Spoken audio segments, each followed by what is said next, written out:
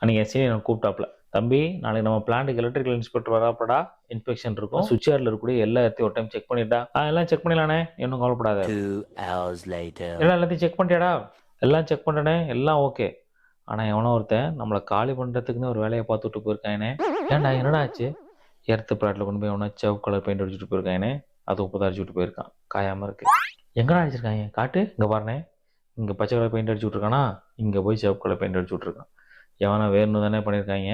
அவனை சீக்கிரமா கண்டுபிடிச்சிருவான். டேய் அது கரெக்டா தான்டா இருக்கு. என்னண்ணே சொல்ற? அன்னைக்கு நீ தானே சொன்ன எர்த் பிளாட் அப்படின்னா பச்சை கலர் தான் அடிக்கணும்னு. இன்னைக்கு வந்து என்ன மாத்தி பேசிக்கிட்டு இருக்க? டேய் இங்க வா, சிபிசிஐடி ரேஞ்சுக்கு யோசிச்சுக்கிட்டு. பொதுவாக நம்ம சுவிட்ச் யார்டில் பார்த்தீங்கன்னா 2 வகையான எர்த்பெட் இருக்கும். ஒன்று வந்து டெடிகேட்டிவ் எர்த்பெட்டு, இன்னொன்று வந்து காமன் எர்த்பெட்டு.